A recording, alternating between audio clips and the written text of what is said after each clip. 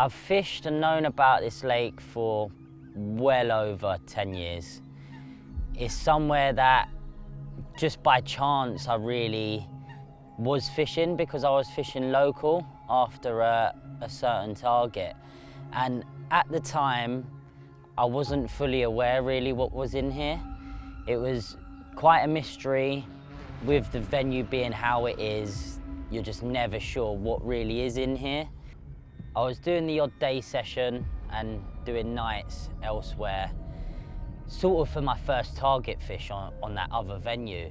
And this was more of a pit stop. I wasn't 100% sure what was in here. From what I could gather, it was very low stock. And there was rumours of a big one in here.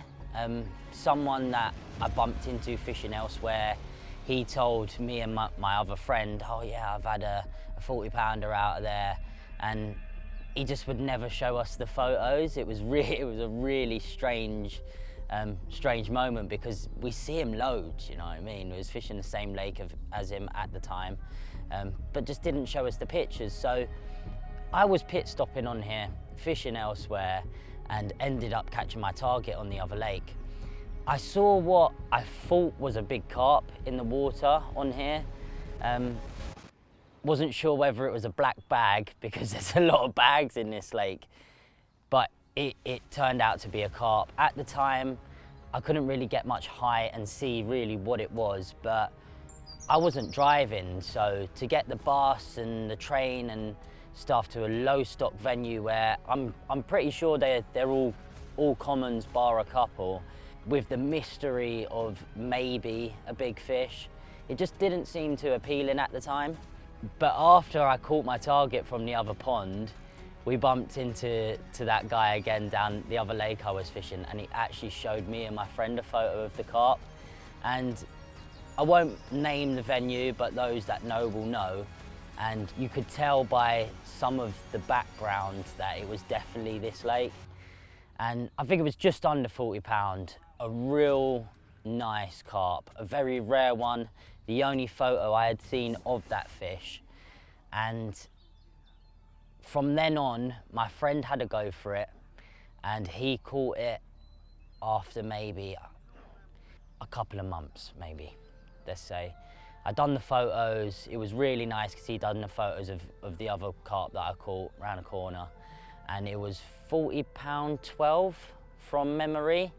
That carp had probably been caught a couple of times other than them two captures, but at the time it was super unknown, super rare, and no one really knew that carp was in here. This venue has been a fishing lake for a long time. The stock's been really thinned out over the years from certain things, nettings, probably fish being stolen, eaten. It's a park lake, so you get all kinds of stuff going on over here. It's such a unique venue, this venue.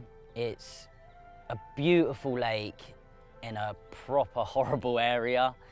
And as far as carp lakes go, if you can manage to ignore everything around it, it really is a beautiful lake. It's low stock, at a guess, a carp an acre, maybe 17 to 20 carp.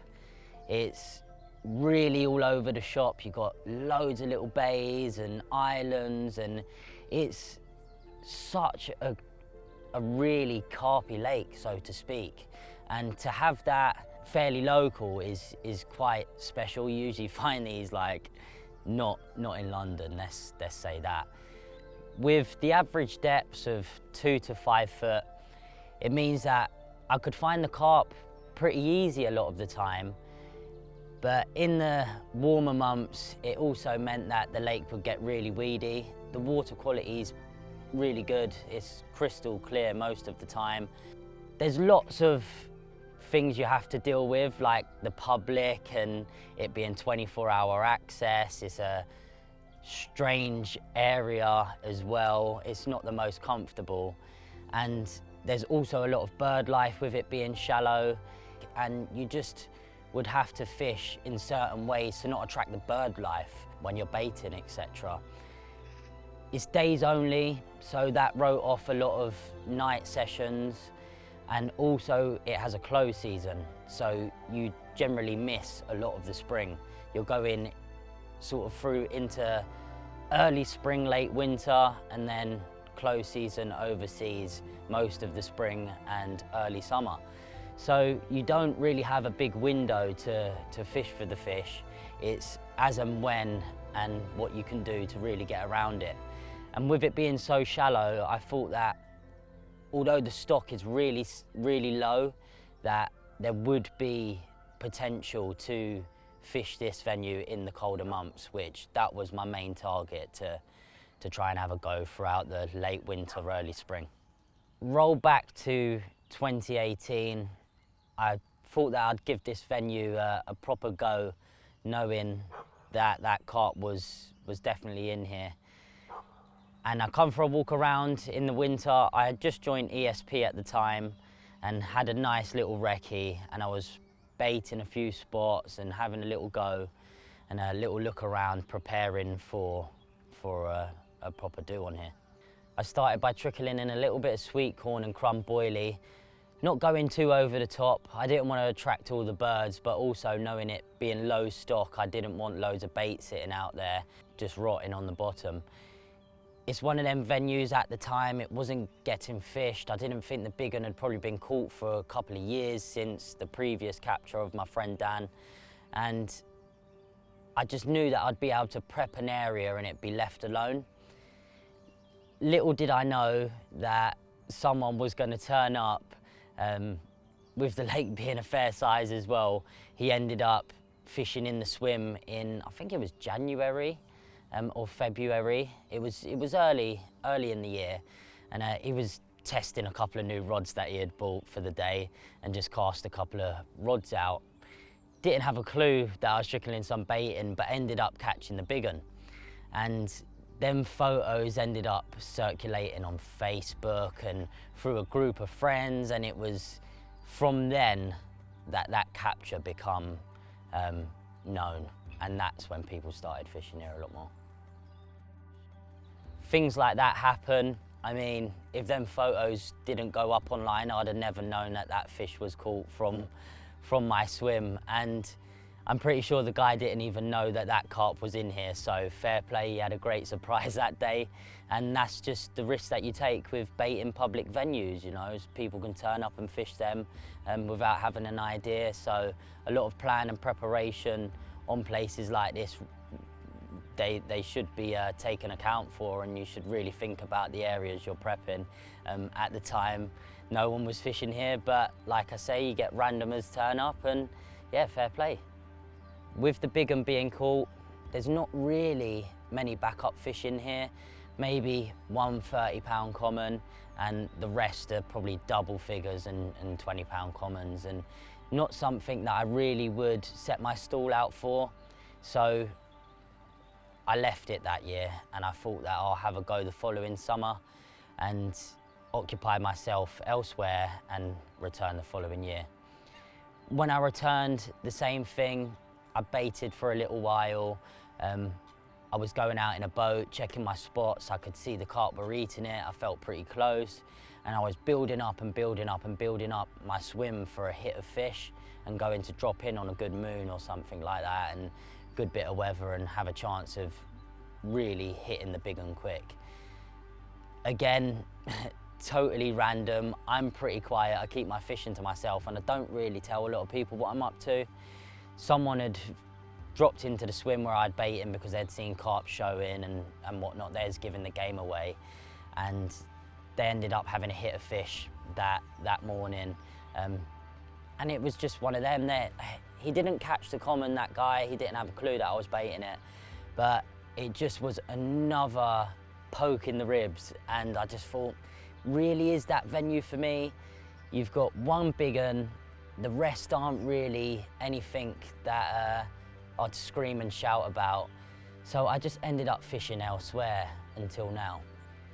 Fast forward to 2025, I thought that I'd come back for another go. This fish hasn't done many bites since. It's done a couple, and I've noticed that it has been growing substantially. since I first thought about having a go. It's somewhere that I've always wanted to get done. I intend to write a book at some point, and I really dearly wanted this to be in there. So it was something that I had to just get over and done with. I thought that I'd start again late winter and fish through the early spring period. This time I had a different approach. I wasn't going to be burnt again and be baiting up for someone else to drop in and have a field day. I thought that I'd target it with a different approach, fishing little patches of natural bait, just fishing for a bite at a time and fishing days. I could only park for 6 hours at a time now. There's been a lot changed since I first stepped foot on this lake. Free parking, all willy-nilly, lovely, and yeah, a lot's changed. So there's been a lot of things that's been thrown in between to make it trickier, but I was adamant I was going to make it work. So I fished hard and fished just days, dotted about, and just tried to locate and nick bites when I could. I always travel light, particularly on this venue. I just take my standard kit. I mean, my little barrow, set of rods, some wellies and waders, because sometimes I'm in and out the water on here. But most importantly, a little bag of fresh natural bait, because that seems to be the winner on here.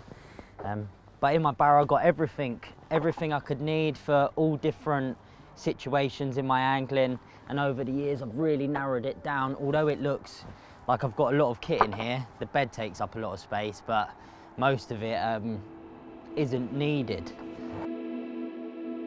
A lot of the lake bed is really silty, so presentation was going to have to be important. I knew that I'd have to fish lighter baits, longer rigs, especially where I was fishing random areas, just trying to nick bites here and there. I knew I had to be presented, so fishing different rigs with light hook baits and little handfuls of maggots that would sit on top of the sill and casters and stuff would be a perfect approach for keeping mobile. Just grabbing some bait out of the van to load the barrow up before I head to the lake. Taking some worms, some nice casters and a few pints of red maggot. And whilst I'm sorting this out, I've stumbled across this.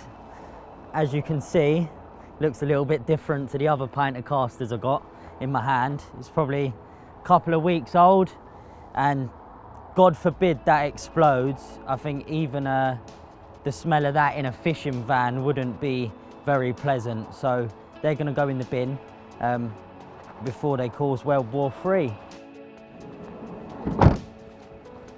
My first session, I fished mid-Feb as the temperatures started to rise and not go backwards. They started to be inclining. I thought that'd be a great time to start. And I actually managed to catch a couple on my first trip. So I was really confident. I knew that the bait was working, the rigs were working. And in the winter, on a low stock venue, every bite is special. Although there was 20-pound commons, nothing to scream and shout about size-wise, but special fish all the same. I was really chuffed, and I knew that I was onto something then. But a lovely, probably 22, 23-pound common. Got my little puppy in the background. I'm after the big one. It's like this, but probably double the size. It's getting back. Bit of spring gold. With the days being so short, like I mentioned, I couldn't park for days on end, so I wasn't tucked up in a bed chair and bivvy sitting there trying to board them out. I really had to fish hard, and I concentrated a little bit more on sort of getting them bites and thinking a lot more about my fishing. It was really nice. I got to bring the dog. She was great fun. She was really good company, and just had good days fishing, you know, really productive, thinking about my angling and trying to work out what the next step would be to be getting closer to that big one. Lovely old golden common this. Come on, the big girl. I'll mention a little bit about where I was positioning my rods. In the mornings I would get here, and I wouldn't get here first light. It would be more time after the school run, so it'd be around 10 in the morning, and I'll be positioning my rods out in the open water. I noticed that the carp liked it out there in the mornings, and I didn't actually manage to catch any carp out there because I was getting hounded by bream. I'd catch 3-4 bream in the morning, and they really did like the naturals. I gathered that they were starving hungry, and it probably put the carp off a little bit by the time I disturbed them catching 3 or 4 bream every morning. And I was actually moving my rods from the open water to the shallower shelves where the sun was hitting throughout the days. Although it was still freezing, I had had a couple of bites off that shallow shelf on a sunny February day, so I knew that the carp were getting up on them shelves, and I was moving my rods from morning to midday, which a lot of people wouldn't do. When their traps are set, they're set, but I was confident that the carp was spending the mornings out in the middle and then moving to the shallower tree lines of the afternoon. Absolutely buzzing in this spring sun. Second day of a campaign, and there's only maybe 20 to 23 carp in here. I reckon that's being generous. And just landed the lake's second biggest, and yeah, had 2 yesterday and then just had that one. So I'm absolutely buzzing, tearing through this stock. Let's go for it. My third bite was a really nice fish. It was the second biggest, a beautiful common once again, and it was 33 pound. I tend to always think all commons are the same, but this one really wasn't. It was a really long fish with a really unique characteristic to it. It had a extremely long barbule. It was around 4 to 5 inches, and it was really crazy to see a carp with a barbule that long. Look at that big whisker. What a lovely big spring common. I mean, it's only a week into March. He is freezing. So, just coming out of winter, early spring.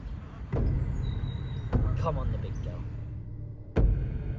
Really nice old one, and one that really did make me smile. I thought that it was going to be a grueling campaign of catching small commons after small commons, but he was such a nice carp, and a really nice, good fish to catch in February as well from a low stock venue like this.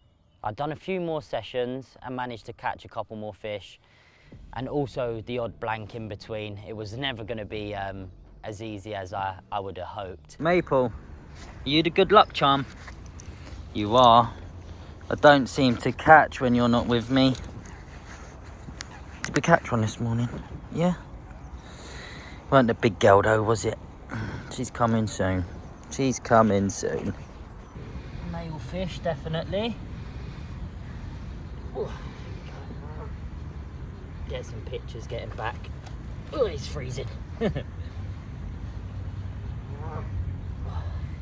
As most of you will know, we've had a pretty warm March. We had a few heat waves earlier on, and with the lake being so shallow, the carp really react to changes in the weather.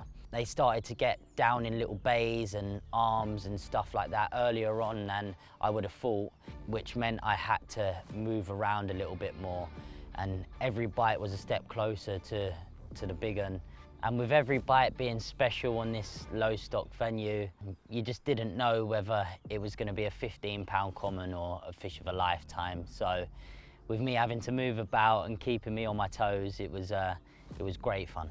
Rig-wise, I was going in with simple Ronnie rig pop-ups, small bright pink hook baits, washed out pink hook baits, over a real small handful of maggots and casters and chopworm, or a small bag, just enough for a bite at a time. I was adamant that the carp were coming in to have a little mouthful on them naturals and seeing the hook bait and nailing that. At this point, I knew everything was working perfectly. I was catching carp regular, and there was just something in the back of my mind telling me that the big one was probably a little bit cleverer than some of the others. I thought I'd have a few changes. I'd go out and out naturals on a couple of rods. That maybe that would be the difference between catching this common quicker. I've been using 2 different presentations on here. They are completely opposite ends of the spectrum, with a bright pink pop-up being a go-to, as well as this big bunch of natural worms. My loose offerings always stays the same, but I just feel like sometimes on different days and in different angling situations that something like this, which is out and out naturals, can really catch them old wild ones when their guard's up. So yeah, that is what I use. It's completely different. It does look really crazy, but believe you me, it works. And the benefits of this, with a slip D style rig, I can change my hook point when I'm moving about and stuff, and it's quite a gravelly, shallow lake. I can change that without changing the rig, and a little bit of foam just balances out that big bunch of worms nicely. So fished as a single or over a little bit of bait, this is a really good presentation. By this point, the weather had really picked up. I'd noticed that the lake was also getting busier, not only with public, but with a few anglers having a go and walking around too. So my time was running out. Close season was right knocking on the door, and I had a few things coming up. I had my cousin's stag do, something that I really didn't want to go on months prior to this, and as I felt so close to the big one, and with such little time, it was like making more and more pressure on myself to make me not wanting to go on that trip. So the day before I went was the day where it all unfolded. It was quite a different day, so to speak. The day hours were longer, and I thought that I'd actually move the van to get a couple extra hours in the evening, just knowing that I was going away the next day. It was the first day that I really put on them worm rigs. I was fishing in a shallow bay.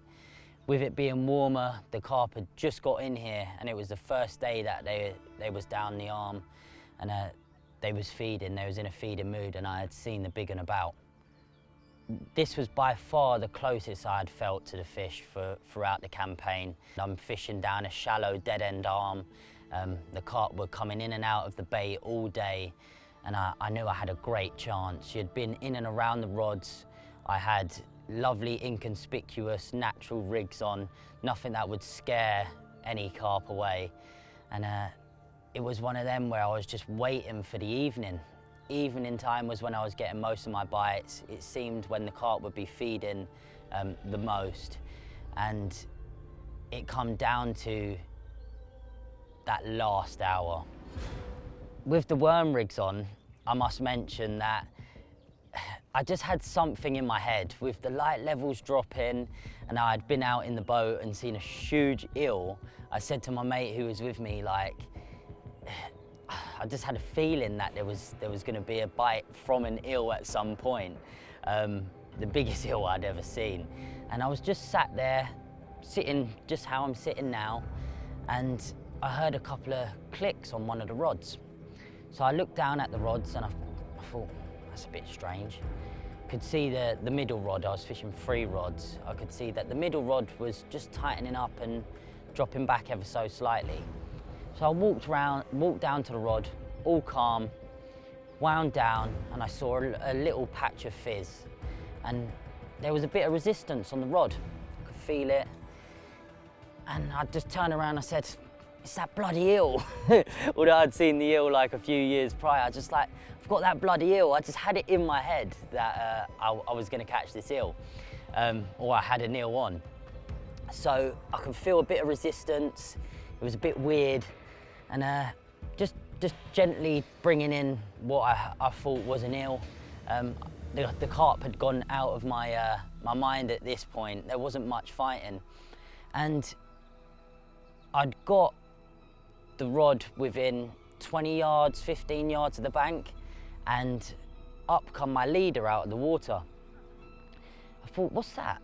My leader's come out, then my lead and my rig, and it was hooked onto a piece of line that I had noticed was going down to my right.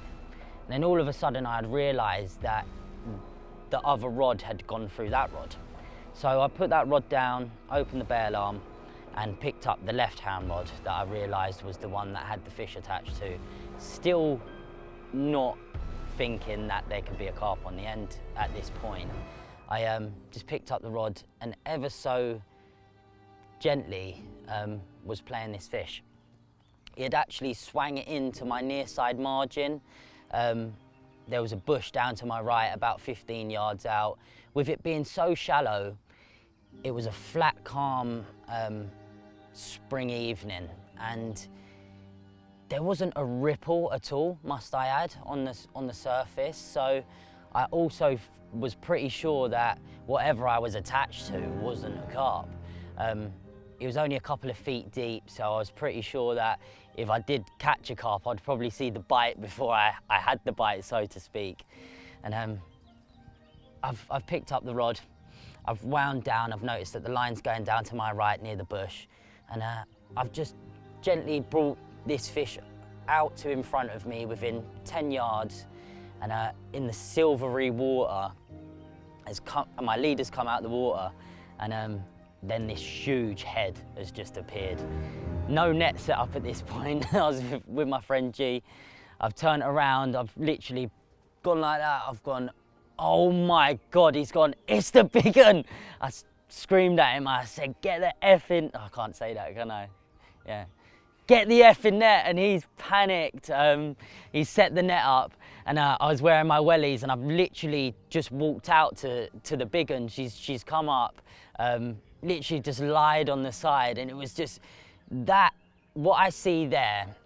I must add that my fishing that I do is so natural, you know. I didn't think to have a camera rolling or a GoPro on my head. I was just fishing, and that's all it ever was.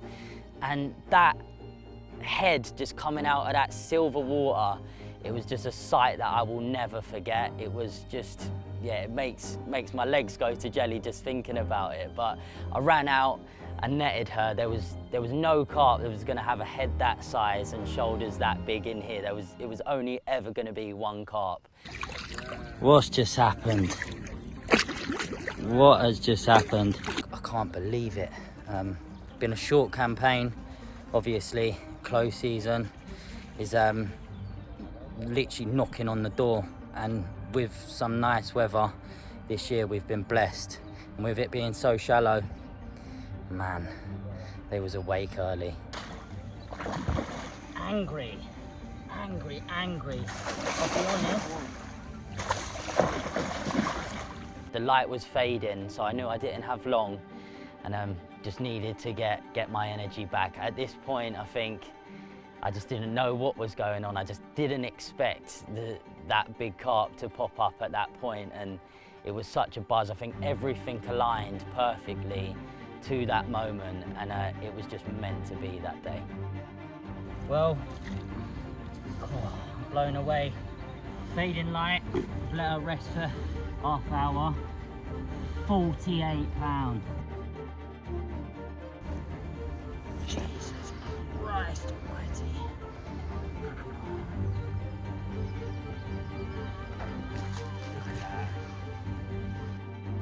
You have to picture the moment. I've just caught an absolute giant carp. Biggest carp to date that I've ever caught. Mega. And I was flying out the next morning. It was all raw. I didn't have time to call on a camera crew or anything to do any of this footage. It was just me and my mate fishing, and we just had to deal with the footage and the photos within that short period before it got dark. I don't even think I had my camera flash with me. It was just amazing, you know. Sometimes it's just meant to be. That probably would have been my last session of the spring. It was literally right on last knockings of close season as well. So yeah, it was just all perfect timing and a perfect capture and something that I'll never forget, and probably a great end to somewhere that I'd fished on and off for over 10 years. That's what dreams are made of. Big carp, baby.